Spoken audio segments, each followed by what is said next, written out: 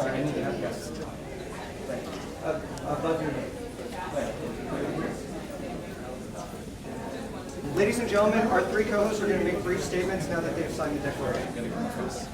This morning, here in Washington, we saw the world's unquestioned, highest-level humanitarian leaders highlight the urgent needs and the opportunity to help avert a coming famine.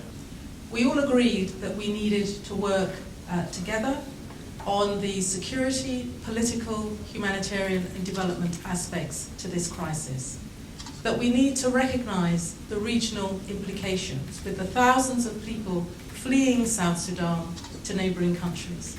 But we also need to recognize the huge impact on South Sudan itself, with nearly 1 million people recently displaced, adding to the vulnerability of a country which, when it was born, already faced significant poverty, ethnic division, and also internal displacement.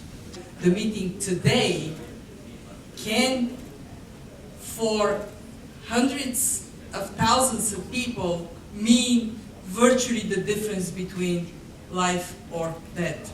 The World Health Organization highlighted the risks of measles and disease in creating very high child death rates already taking place in and around the region, and certainly likely to increase without urgent action.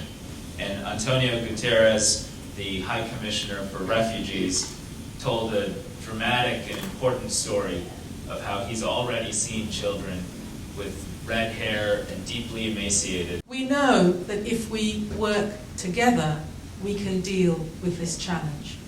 But we also know that without improved and significant resourcing now, we will face a situation next year where South Sudan is in an even worse position than it is right now. We are looking for 282 million just for the next 3 months.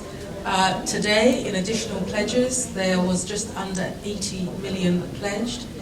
In the last few weeks, we've had about 100 million pledged. Obviously, we have to put all of that together. That figure is just for South Sudan. It does not include what we need for the regional dimensions for this crisis.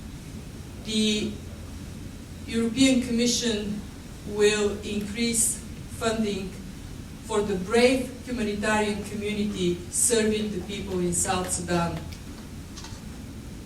in enormously difficult circumstances, with additional $63 million. We also recognize that there is a hugely important task to help the neighbors, where refugees are now fleeing in large numbers. A third of our new commitment would go to help the South Sudanese fleeing in the neighboring countries. Our funding total for humanitarian assistance is now $411 million with the new commitment, so it is a very large investment. We believe that the government of South Sudan and other parties in the country need to do much more to ensure safe humanitarian access.